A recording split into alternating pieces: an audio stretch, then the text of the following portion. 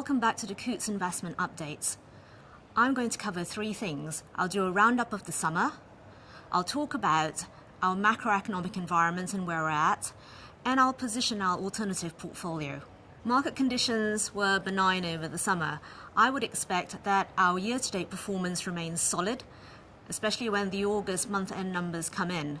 Now, putting July and August together, equity markets largely traded sideways, emerging markets were a little bit up. The more notable moves were seen in currencies where we had a weakening of the dollar and a strengthening of the euro and emerging market currencies.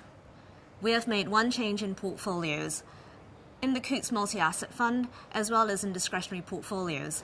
Tactical asset allocation remains unchanged. However, we have halved the allocation to the Global 30 direct stock portfolio and put that to work in broad equity market exposure via instruments called exchange-traded funds or ETFs.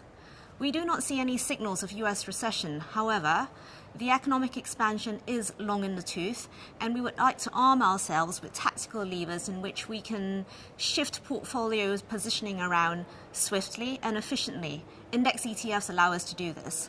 Macroeconomic conditions remain robust. We are experiencing growth across all major regions, albeit with a muted pickup in inflation.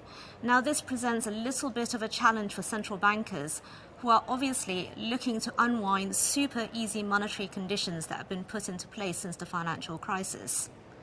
What does this mean for us as investors? Well, likely it means increased volatility in markets, albeit against a background of reduced volatility recently. Inflation is a laggard, and central banks will be normalizing policy while there is growth. They will do this by raising rates, as we've seen in the US, and they will also be running off bond inventory. Markets have a tendency to overreact. Given that central bank bond purchases were partly responsible for asset price inflation, I would expect to see some volatility on any hint of a reversal.